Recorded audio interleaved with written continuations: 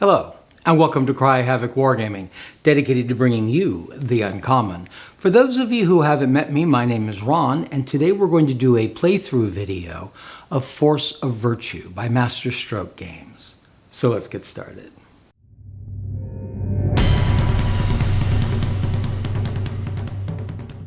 Last week I presented a video that was showing a battle rep from Force of Virtue, which is, I don't think, a very well-known game out there, so I thought I would do a follow-up video of it that would give a little bit of description on how the rules of the game actually work, particularly since a lot of these rules are considerably different than you may have seen in other tabletop games. So what we're going to do right now is I'm going to go ahead and play a solo version of the game. It's not really meant for solo play, but I'm going to play a solo game of it, and I'm going to try to do a better job of describing what it is we're doing and why we're doing it and how those rules work as we go through the game. Now, I still don't have my cards ready to play the game. This is a very card-oriented game. Now, when I say that, if it was card-driven the way that usually works, you couldn't even play it without the cards. The cards don't handle your activations. They don't cause random events, mostly. For the most part, what these cards are they what give your different war bands or companies their theme. It gives them who's available to them as their capos, what equipment and weapons are available to them, what sort of training they've had, as well as what clever strategies or schemes may be available to them. I don't have the cards ready to play the game in its usual sense, and I wish I had that. Once I have those cards, I'll show that aspect of how you design a war band, because I think that's a very important part of this game. But for this game, I'm going to use the pre-designed war bands that I'd used in the previous game. So let's go to the gaming table. So this is going to be our table for today's game. We're going to follow through the normal procedure for a game, with the exception, as I mentioned, that we're using cards that are already produced. And so we'll give a cover of what we mean when we talk about those cards real quickly. This is a logistics card for the Capo. This is the Mysterious Pilgrim. He doesn't have any weapon on it, but his stats are on that card. He's been adjusted. He has a fortitude virtue of his own, but he's been given a virtue card to give him more virtue. We're going to talk a bit about virtue. Virtue is very important to this game. It's right there in the name, and it's what the game is all about. So you can see that he had one fortitude originally, and I've added well, I didn't add, but he's got a second fortitude, an audacity, and a speed. He also has a hidden card. That's a card that you would normally have in your hand if it was a real card that you would play when you wanted to play it. This is played on a particular target, and it allows one of the enemy's honors to be taken by you. He's joined here by the Vigilante Artisan. He also has 2 of his own audacity, and I've added 3 more audacity to it. You can see with the dice there. He's got Scipio, his dog, a Mastiff. These purple cards are all hidden. There's a Linguist, Artisan, Humanist. This is to be attached before deployment. A strategic card, Ill Discipline, also before deployment.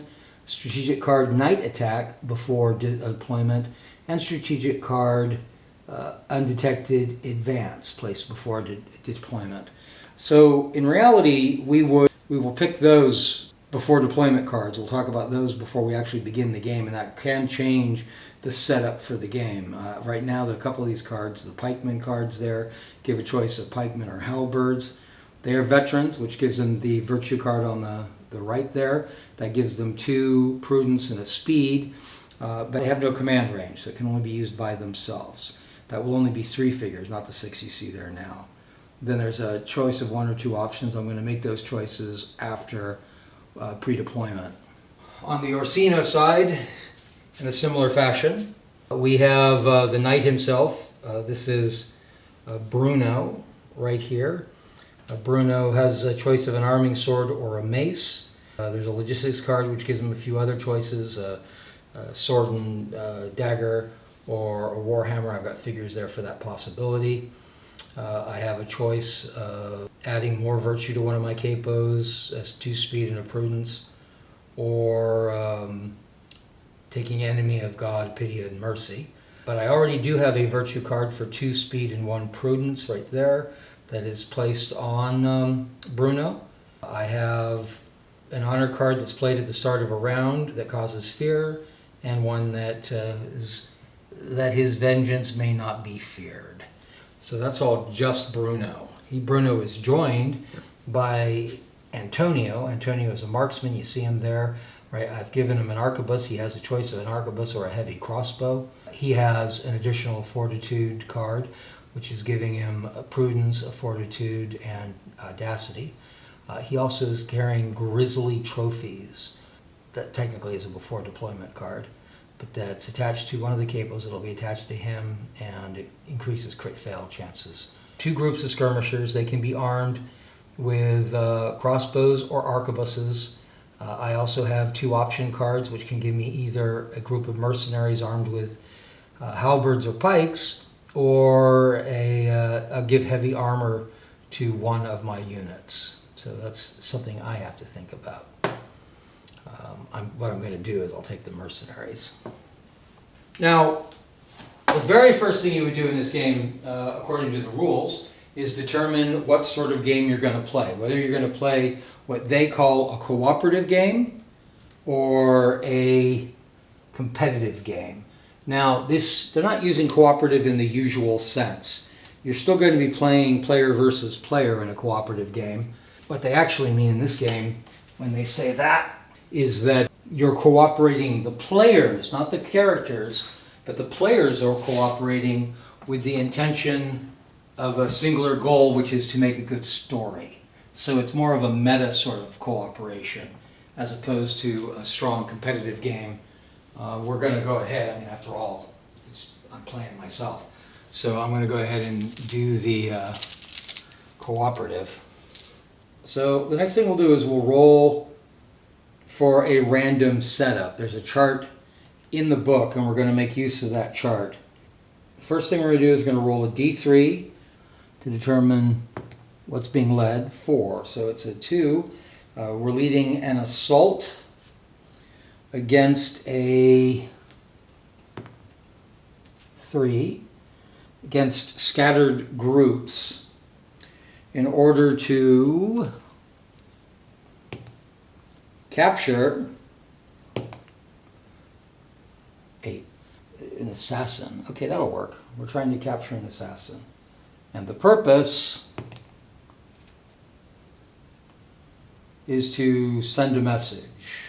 One side is going to try to capture an assassin with the intention of sending a message to the other side by having captured this assassin. I don't think the Pilgrim side would have been that likely to hire an assassin in the first place. So we're going to make the assassin a Orsini assassin.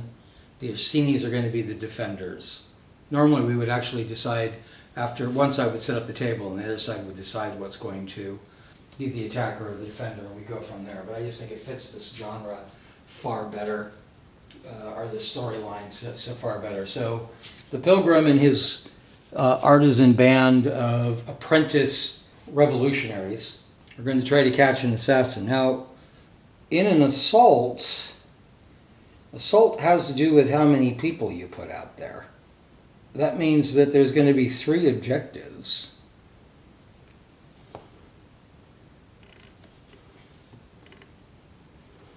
So we'll put those 3 guys out there, and one of those is the assassin. Now, before we deploy anybody, we would do the pre-deployments. And there's a bunch of them on the attacker side, and that makes sense. There would be planning some of this around that. So one of those is night attack. That's going to cause it to be an attack in the dark, and it's going to affect any musket range. Movement activation before is now crit fail on 1s and 2s, and command ranges are maximum 3 inches, except musicians.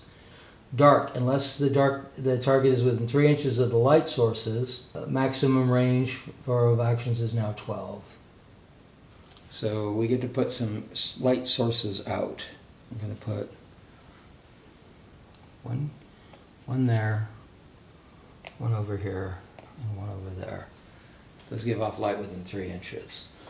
I can play Linguist Artist Humanist attached to Capo, this model may have 3 extra dice and interaction rolls. I'm going to put that on the artist just because it seems to make sense to me.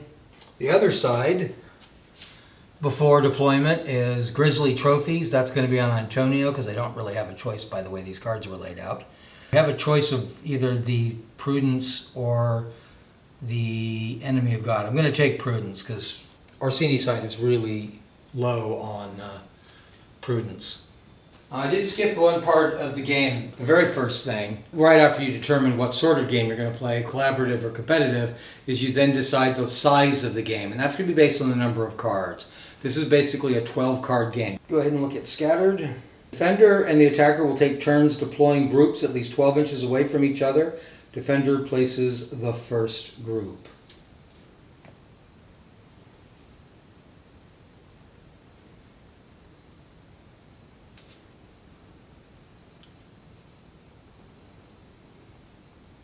So that my first group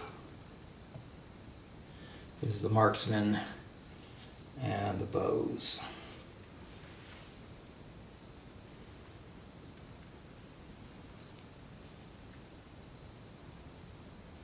Well, those are veterans. They can go on their own. Yeah, but I'm still going to put...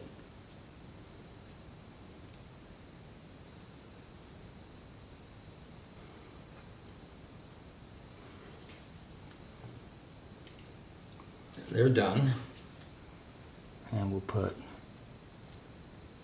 Pedro, his dog, over here. I mentioned earlier I was going to talk about virtue. We'll talk about that real quick because that's very important to this game. You'll notice I had a bunch of D6s in different colors. Those each represent one of the virtues as laid down by the ancients.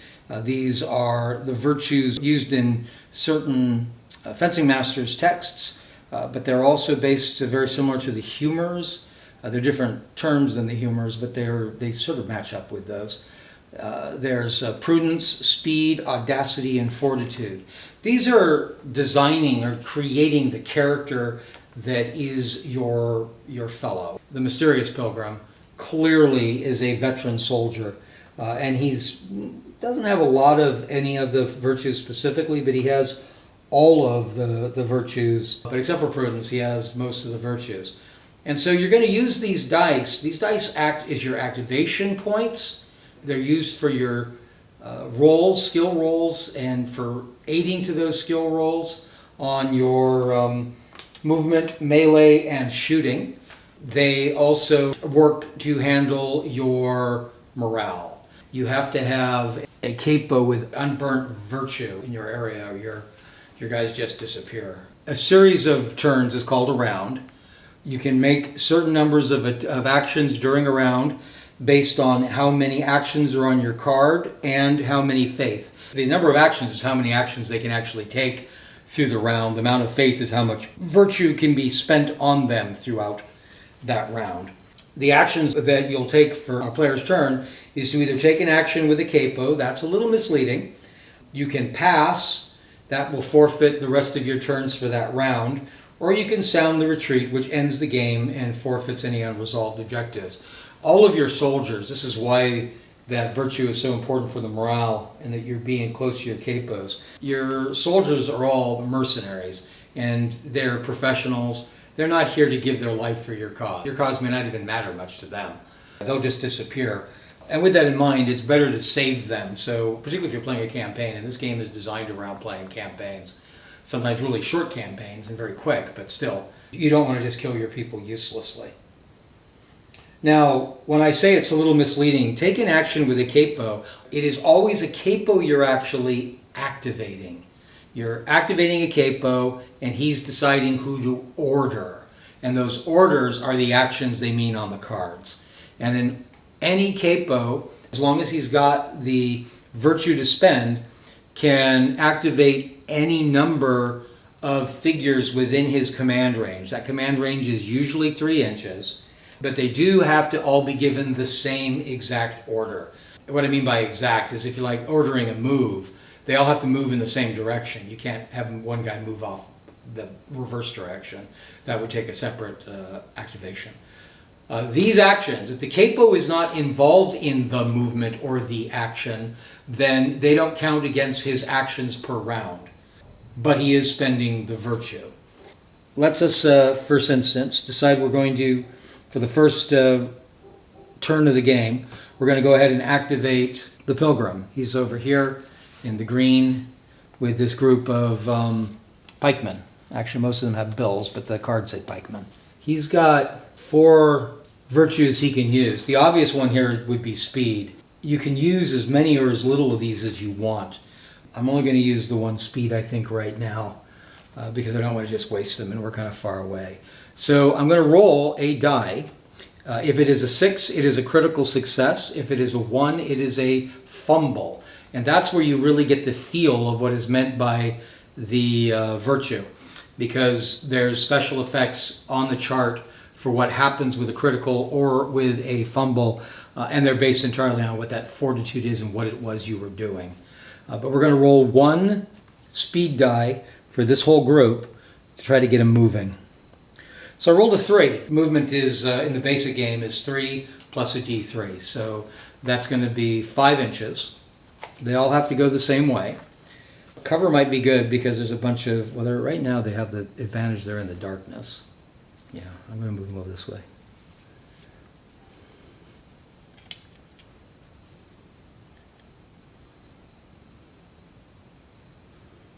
So that is an action done. They have taken 1 action.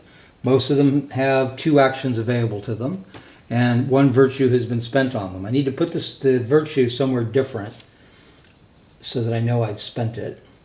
And now we go to the other side. So I think what we're going to do is activate Bruno himself. Bruno's over here, himself with a group of halberds, not too far from one of the objectives there.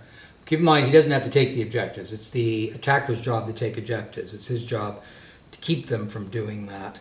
I'm going to try to activate them all to move. I'm going to roll 2 speed in this case. Now we could take a second action. I could keep moving the same persons. They do have multiple actions they can take. I could take 2 actions to get them closer, or I could move the other one. And that's what I think I'm going to do, is go ahead and move. I'm going to activate our artisan with 2 audacity. He only rolls 2s, so that's going to be 4 inches.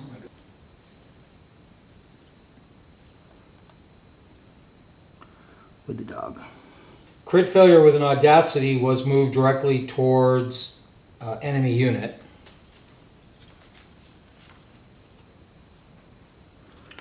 So he should have gone this way. You see how that works. He lost control of his audacity, so instead of being careful, he charged out. I'm going to go ahead and roll 2 speed on Bruno Orsini. Again, doubles. In the dark, that was a crit failure. The crit fail with speed, it's a crit fail, I mentioned earlier, it's a crit fail with 1, but that darkness card makes a crit fail on 1s and 2s. So we must burn a virtue. And normally you would have tokens, and you'd flip the tokens over to show burned. I don't have tokens right now, I'm just using dice to mark that. So I will represent burned tokens by putting them, burned dice by putting them on that building. Now burned means at the end of this round, that doesn't come back. To get that back, I have to get a rally. This is where you start suffering from morale. So they're a little nervous because they're having trouble moving in the dark. Now we go back, pilgrim side. I'm going to go ahead and use 3 audacity on our artisan again. All right, so this time this is for a move, so this time he got a 4, so that's going to be 2 inches, so 5-inch movement, and this time he can go back to what he was trying to do. He realized that wasn't the thing to do. The skirmishers haven't been ordered at all. We could try to move skirmishers forward, or we can check and see what the rules are for seeing people away from the light. Really kind of like to shoot at that guy sneaking up on them. Shooting actions have a +2. And max range is 12 inches. Well, we're well within range. The boss can't actually shoot because he's too far back there and blocked. You can only shoot over your own side if you're back to back with them, which he's not, mostly for protection reasons and to be able to do his job, which is to rally, not to shoot them. He's got a fortitude, a prudence, and audacity. I think what we're going to do is roll an audacity and a fortitude. So I got a 5. 5, it's going to count as a 7, so that's going to, or it's going to raise his to hit. So their hits are 4. They're going to be 6s. It's going to need 6s to hit. So the first one misses, second one misses, third one misses, and that's the only ones who have shots there. They are now unloaded. They are firing light crossbows. Light crossbows take 1 round to reload. I forgot my old discipline card. Those guys should have all been unloaded. I'm going to go ahead and roll. I might as well roll all 3, right? This is for a move. So we did get a crit fail, but it's not going to matter because we only use 1 of them. So we're going to use the 5. So that's going to give us 6 inches of movement.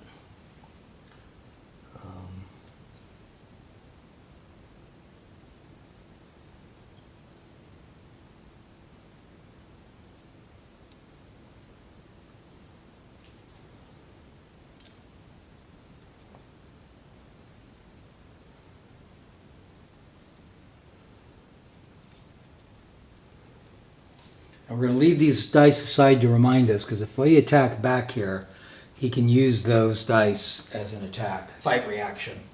I can't fight back because we've moved. All I can really do, I'm going to order these guys to reload. I'm going to go ahead and use a audacity for that. Not that it matters.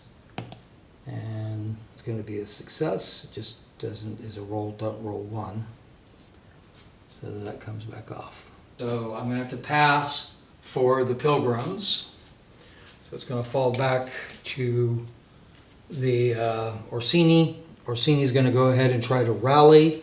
Rally doesn't take a virtue to do, and it gives you a number of dice equal to the virtue you have, your total virtue pool. And any 6s will get you your burned back, and I did get a 6. So that actually comes back. The other side pass, we're going to pass now. So when you pass, you get all of your virtue back, unless it was burned. That wouldn't come back. And the first side that passes goes first. So in this case, even though they had originally been the attacker and went first last time, it's still going to be the pilgrims again. We're going to go ahead and roll for a fight. Right now, not everybody's in this fight. The two halberds can fight, and the 2 pikes can fight. But this is going to be a fight action called by the pilgrims. We're going to do 2 fortitudes and an audacity. Can we do that? How much? These guys have a faith of what? 3 faith. That's as much as we can take. And they can do a fight reaction. They actually can do things on the beginning of the round as well, which I think they want to do. Yeah, start of round, fear. All right, so that reduces faith by 1, so they're going to have to take one of those dice off. We can fight back. That's going to count against their actions. We use 3 speed dice for the halberdiers. Now, we could divide these between defense and attacks. I don't know if I want to do that or not. I don't know. I think maybe what we want to do is go ahead and attack. The 2 pikes get to go first. Because of their range, they actually attack before the halberds do. The Pilgrim's halberd, or pike, has a reach of 2, doesn't have any other modifications. Its to hit is 4. So that's a hit. So that hits this guy here, and he's going to have to roll an armor save. There's no modifier to it. Armor size is 5 or higher. 2. He fails that. Anytime you fail an armor roll, you have to burn a virtue from a capo in command range, and that's going to be Bruno.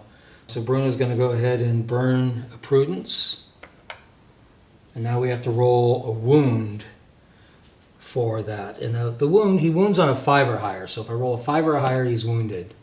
He is not wounded. Bruno's halberdier is fighting back. He has it to hit to 4. He's using 3 speed.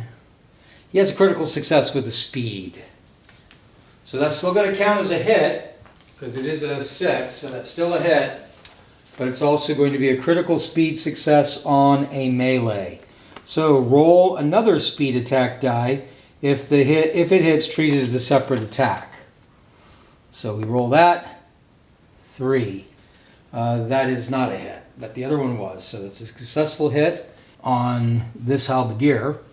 The halberdiers, he has an armor save of 5. Again, he has to roll 5 or higher.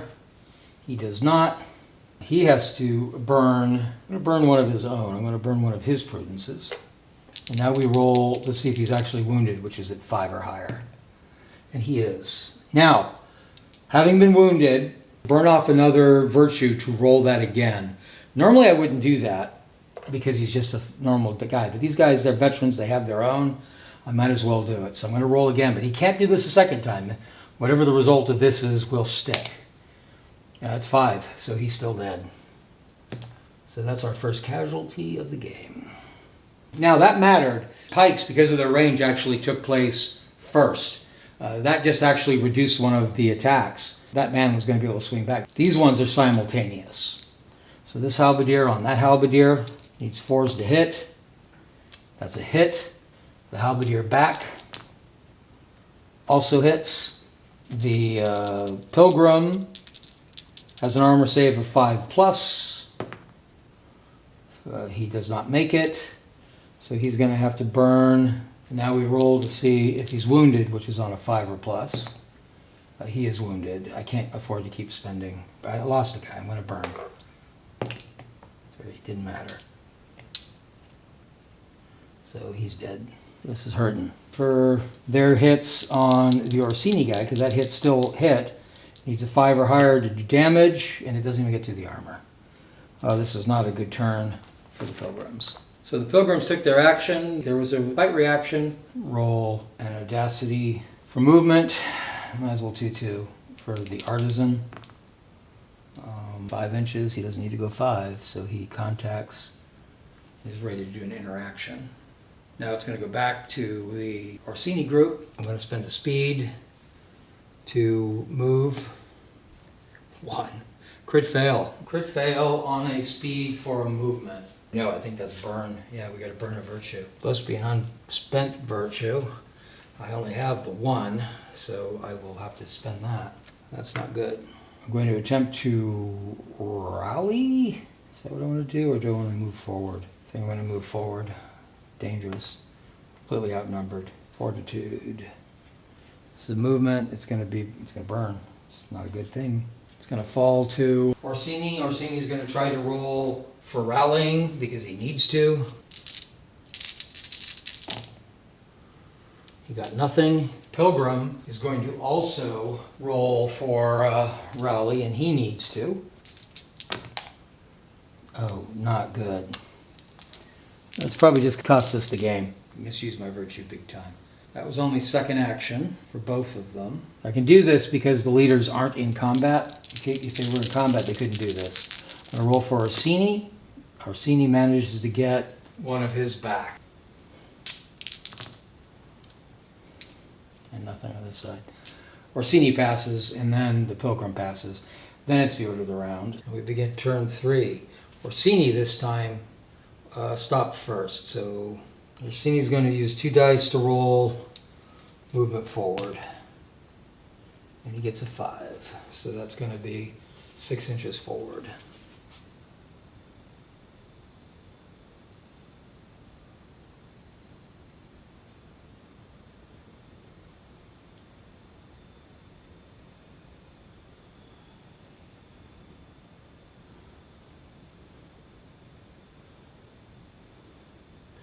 Leave Orsini out of combat. I'll go ahead and keep these here to remind me that that's what he is if on the attack back. I'm going to roll an interact. Interact is how you deal with taking your objectives. These are considered difficult ones, which means I need a bunch of numbers. To interact with an objective, roll 6d6. Lay aside any dice that create a sequence number.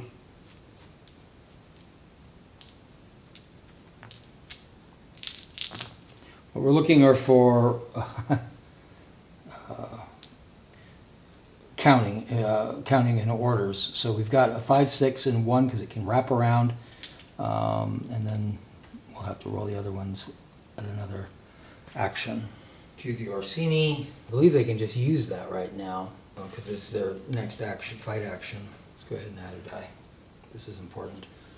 So the first thing is going to be that pike to the boss. So it needs a 4 to hit.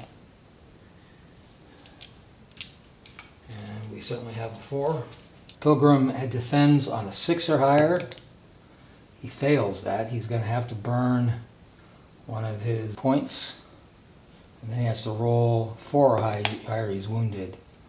I mean, he's just to save from the wound. He is not. I think I rolled that backwards on that other wound earlier. But that's a save. So he is not wounded. It's not in good shape, though. And now the equal ones.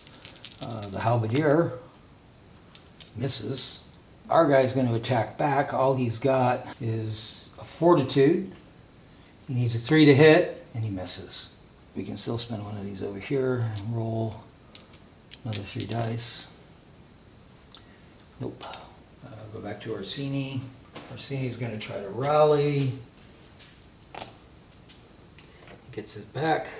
The Pilgrim will try to rally for nothing. We're going to activate the marksman with an audacity, fortitude, and they're going to shoot. They've got +2s, so they need 6s. That's a hit. That was also an audacity shooting hit. +1 the difficulty of opponent's armor save. So his armor save, well, it was a 6 anyway. So he needs to roll a 6. He does not. He burns. And then he has to roll for a wound at 5 or higher. Does not make that. I'm going to go ahead and burn another one. Try to make that. Nope. So that takes out the artisan, and the dog goes automatically when he goes. We'll activate their other one to reload. We'll reload with prudence, and they reloaded. I think this is a time to call a retreat. I don't see how. I could do a rally, but he's going to disappear at the end of the turn anyway, and then all of his troops are going to disappear. Well, let's try to do the rally. Oh, actually got 2 back. This was the Pilgrim himself. But the Pilgrim can't win, so I think I'm going to have to pass with Orsini, so it'll be then a pass with Pilgrim. All right, so Orsini gets to go first because he passed first. Orsini's going to roll 2 prudences and a speed for combat, and he gets a 2 at least. Otherwise, that would have been really bad. First one misses. That would be for him. Then it's going to be an equal fight here. Actually, he gets to go first. I'm going to go ahead and put those 2 dice on that. Audacity crit on a melee. Move the model 1 inch, moving other models out of the way as necessary.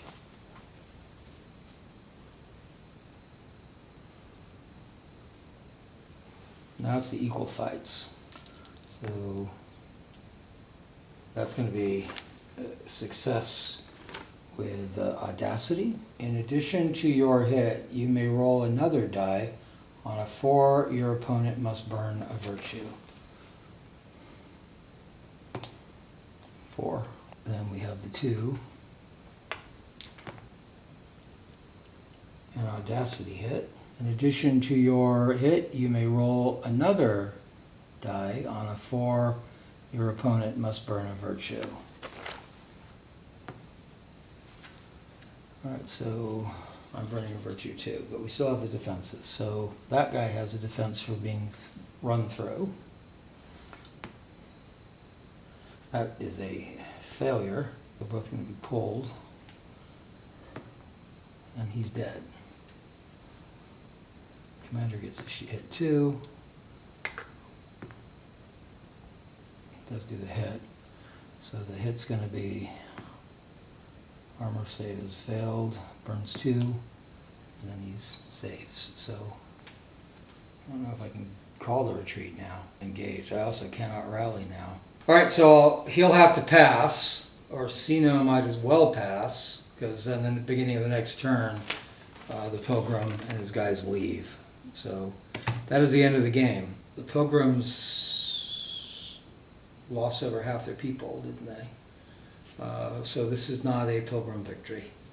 That's how that works. You get a victory point for either side gets a victory point for having 50% of its people still alive. That includes the ones that run off. It's only the ones that are killed that count against that. Pilgrim side had a small number and they had 4 killed. So they didn't get their goals and they didn't get that point. So they lose to the Orsinis, who have, I don't think they get 1 point for keeping the objectives, but they may. They definitely get 1 point for staying alive. So, and they did manage to keep all the objectives.